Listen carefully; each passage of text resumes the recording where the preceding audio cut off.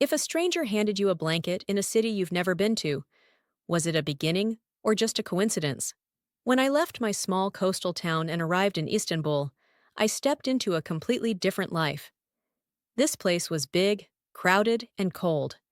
The campus of the university I got into was beautiful, but I hadn't been assigned a dorm room. As a guest student, I had to stay in a room with 16 people.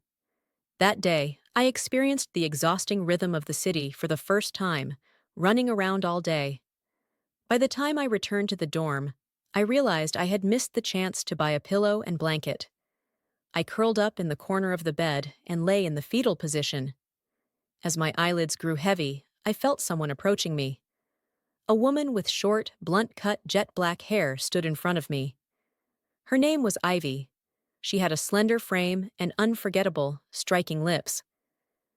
Ivy quietly placed a pillow and blanket beside me. She smiled warmly. I wrapped myself in the blanket and drifted into a deep sleep. When I woke up from a short nap, I felt more refreshed. I realized what I had seen wasn't a dream when I saw the pillow and blanket. A room with 16 people can really get chaotic. Voices overlapped, and people constantly entered and left the room. My eyes searched for her. She smiled and sat next to me. I mumbled a few words to thank her, but Ivy sweetly smiled and said, "It's nothing." Over the months, this friendship grew. I saw Ivy as a really good friend, but there was something about her that drew me in. Even though I couldn't name it yet, this feeling quietly took root deep in my heart. A year passed like this in Istanbul. At first, I felt lost in the crowd. This city was big and gray, but Ivy, when she was around, the color seemed sharper. We would go down to the shore, sitting on the cold stones, facing the sea. Ivy always brought an old book with her. Her voice would blend with the waves as she read. We'd turn the pages together, sometimes getting stuck on a single sentence. As I listened to her voice, the words lost their meaning.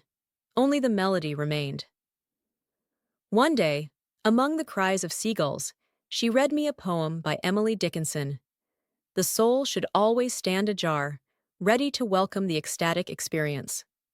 As the words slipped from her lips, I watched the light dancing in her eyes. In that moment, I realized every poem I heard from Ivy's voice would stay with me. We found a record store, hidden in the back streets of Kadıköy, a place forgotten by time. It was dusty and dim inside. Old music whispered from the shelves.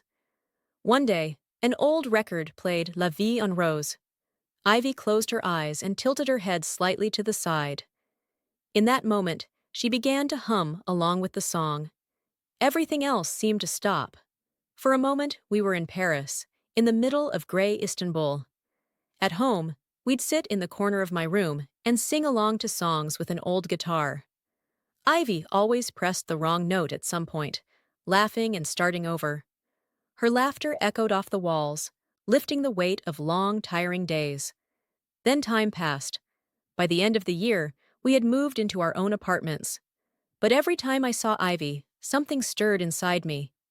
When she turned the corner and appeared, the faded colors around me seemed to come alive. With Ivy, the world felt a little kinder, a little more bearable. Yet, even now, I couldn't name the strange feeling that rose in my heart when I looked at her. Maybe some feelings have no name. Maybe only songs, books, or a smile can explain them. That day, the air was warm, but the breeze left a faint coolness on our skin. Ivy sat across from me at an old tea garden, her hands wrapped around the cup, eyes drifting somewhere over the sea. For a few seconds, it seemed like she was weighing her words. "Isabel," she began, her voice soft, but carrying the weight of something unspoken.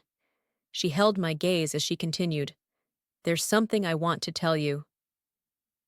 A small ripple stirred inside me. The seriousness in her voice shifted the rhythm of my heart. Ivy's expression at that moment felt deeper than usual. I'm bisexual." The words hung in the air for a moment. She smiled faintly, but this time there was a nervous edge to it. "I have a girlfriend," she said.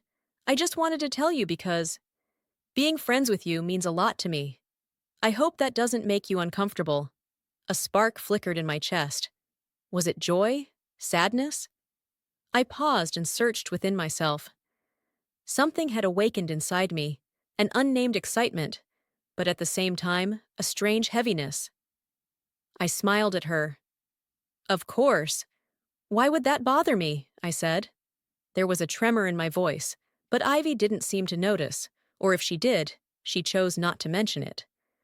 That strange feeling of jealousy slowly crept through me, like a breeze, invisible but present. The thought of Ivy smiling at someone else left a faint ache in me. And yet, knowing she trusted me with this secret warmed my heart. It was her way of opening up, and that trust only made my feelings for Ivy take root even deeper. That day, Ivy's voice echoed in my mind, blending with the sea. Her words left a trace, like the soft wind against my face. Sweet, but carrying a restlessness that lingered. Maybe some feelings were never fully understood. They were simply lived,